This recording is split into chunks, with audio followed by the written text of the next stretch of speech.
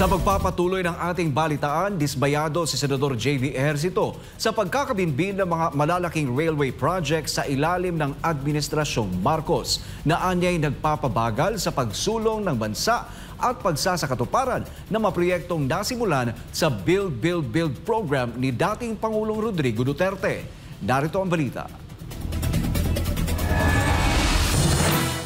Ayon kay Senador J.V. Ejercito, tila nabalam at napabayaan ang mga malalaking infrastructure project na isinusulong sa ilalim ng Build, Build, Build program ng Administrasyong Duterte. Partikular na ang South Long Haul Railway patungong Bicol at ang Mindanao Railway System.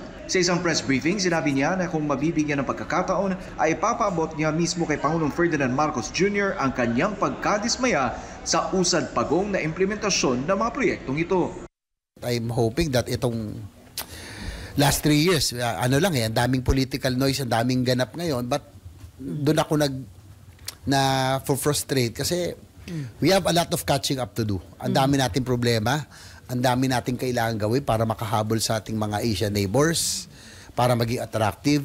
Aniya, mahalaga hindi lamang sa konektibidad, kundi bilang pundasyon para sa paglikha ng trabaho at mas maraming oportunidad ang mga proyekto gaya ng North-South Commuter Railway o NSCR, Metro Manila Subway, Mindanao Railway at PNR South Long Haul.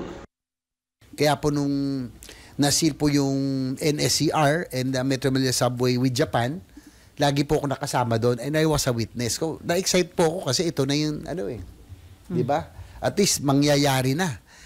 On the hindsight, 1998 pa, panahon pa ng President era, North Rail, South Rail. We lost already almost 30 years.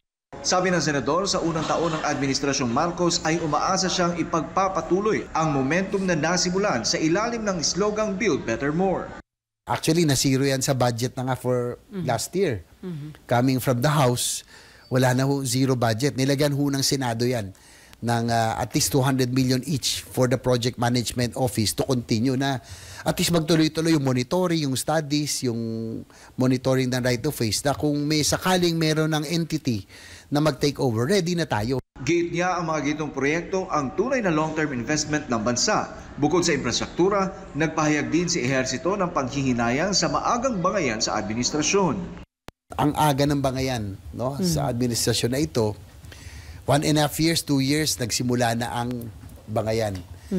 Nanghinayang ako doon sa momentum, with the biggest mandates ever received by both the President, the Vice President. We were off to a good start. Ang ganda ng goodwill. Kaya lang napaaga yung bangayan na ito, humantong na nga po tayo sa magkakaroon na ng impeachment. Sa huli, nananawagan si Ejercito na sana'y matapos na agad ang issue ng impeachment para naman muling matutukan ang mga totoong problema ng bansa. Ang worry ko rito, yung sabi ko nga, Vietnam is already leaving us, nakalamang na sila they're doing all the right things. Habang tayo nakastagnate. Para sa Diyos at sa Pilipinas, kumahal. Troy Gomez nag-uulat, SMNI News.